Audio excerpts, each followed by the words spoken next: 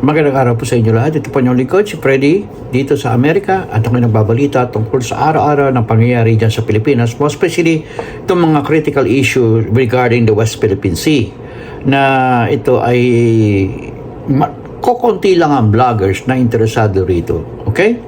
At ang iba ay mga bayaran ng vloggers ng mga Duterte na gustong pabagsakin ang ating gobyerno dyan sa Pilipinas sa pangungunan ng ating magiting na Pangulo Bongbong Marcos Jr. Okay? Sino po ba ako? Ako po ay isang dating Toastmaster International dyan sa Bacolod City, Philippines nung araw. Ako po ay Competent Toastmaster International. Impromptu speaker ho, madalas, okay? And at the same time, I'm also a system support engineer sa PLDT Bacolod, okay? And I have, nalibot ko na ho ang halos buong Pilipinas dahil sa aking trabaho sa PLDT. Maraming salamat PLDT for giving me the chance to work for the company and I really appreciate it much better, okay? At siya pa, ako po ay isang dating medical workers or dyan sa Chicago for many years, almost 2 decades in different Chicago hospital and nursing home, patient care technician and at the same time nursing assistant in different nursing home. And I really appreciate much better because I learned so many things about giving services to most American people who need our care. Okay, thank you very much, Chicago, for giving me such opportunity. I'm now a U.S. pensioner. Thank you very much, America. Okay, now ang aking takay po ngayon ay ang di ba nagkaroon ng maisug rally dyan sa Angeles, Pampanga. Ito ay ginawa sa covered court. Nakakaunti lang ho. At maraming bakanteng upuan dyan. At yan ay kadalasan ay mga hatak or paid na mga vloggers ay nandyan at yung iba ay hakot system. Okay? Pero wala pa rin nung nangyari, kukunti lang. Mas marami pa ang umattend dito sa Marcos administration dyan na ginanap sa Moraita and Claro M. Recto. No? At sila ay nagmarcha papunta dyan sa Menjola upang ibigay ang suporta sa ating Pangulong Bongbong Marcos Jr. with respect to ito po ay West Philippine Sea. Konti lang ho no? Ngayon, sino ba ang mga sumusuporta sa ating Pangulong Bongbong Marcos Jr.? Maniniwala po ba kayo na ang dumalo ay mga mangisda na sa West Philippine Sea ay nanggaling pa ng Tarlac at ibang bayan at Zambales dyan sa Luzon upang dumalo at suportahan ang ating Pangulong Bongbong Marcos Jr. sa pagtatanggol sa ating bansa against Chinese aggression. Okay? Ito po ay ipapakita ko po sa inyo. Ito na po. Nasa mahigit 1,000 miyembro ng Alyansa Bantay Kapayapaan at Demokrasya ang nagmarcha sa kahabaan ng España Boulevard papuntang Moraita para sa patuloy nilang pagpapakita ng suporta sa Marcos administration at pagkondena sa agresibong pananakop ng China sa West Philippine Sea. Maliban sa abakada, iba't ibang lider at kilusan, kasama rin ang ilang non-government organizations na nagmula pa sa mga kalapit na lalawigan tulad ng Pampanga, Bulacan, Laguna at Cavite ang nakiisa sa nasabing aktibidad para ihayag ang kanilang buong suporta sa gobyerno sa paninindigan nito na ipagtanggol ang soberanya at teritoryo ng bansa sa West Philippine Sea.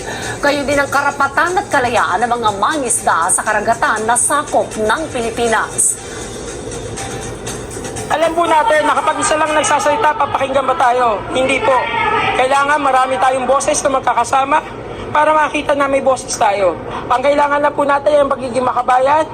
Wala pong iba pong anuman. Natunghayan nyo. Nasa mahigit 1,000 miyembro ng Alyansa Bantay Kapayapaan at Ang video is short video na galing sa PTB4 na pag-aari and under the office of the President diyan sa Malacanang.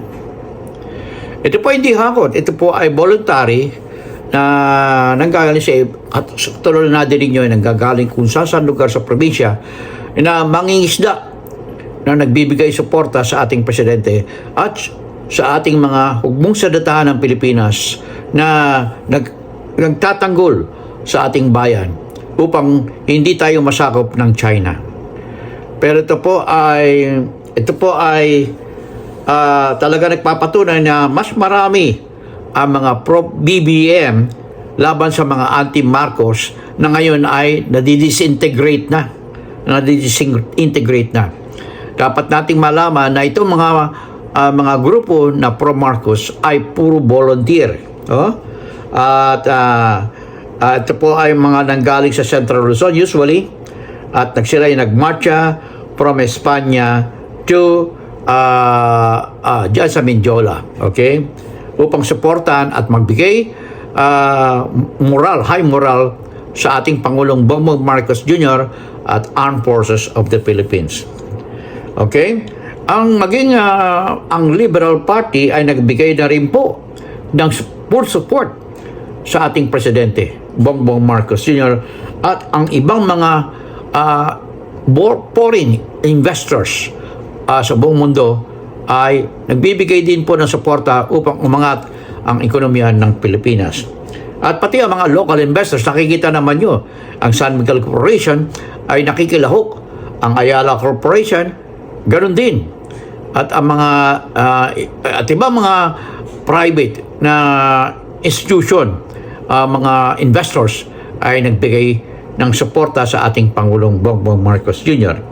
Ito ay nagpapatunay na mga ginagawa ng mga Duterte at ang kanyang mga kasama ay puro pang selfish interest. At they are working under the support of China. At nakita naman nyo kung ano nangyari nung panahon ni Digong Duterte na naghirap ang ating bansa at walang dumadamay sa atin. Dahil sa inaway ni Digong Duterte ang Amerika at ang mga kaalyado nito. Alam naman nyo, napakalakas ng Amerika at ito ay nagbibigay upang umunlad ang mga bansa katulad ng Japan, Korea, Taiwan. Okay? Ilan lang ho yan na sumusuporta sa Amerika. Okay?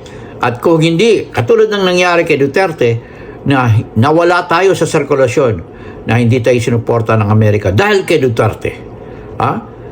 Yan ang bang gusto nyo?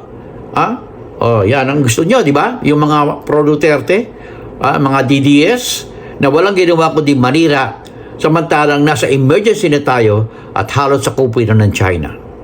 At maging ito si Vice President Sara Duterte ay no comment, pero pagdating kay Kibuloy ay talagang lantaran na sinusuportahan at ipinagtatanggol pa tong criminal convicted na to halos sa Amerika at dito ay nililitis ay pinagtatanggol ni Vice President Sara Duterte. Halatang-halata na malabo na ang kanyang chances na manalo sa 2028. Napakalayo pa. Just imagine President Bongbong Marcos Jr. will celebrate its 2 years as president this coming end of June 30, 2024. Okay?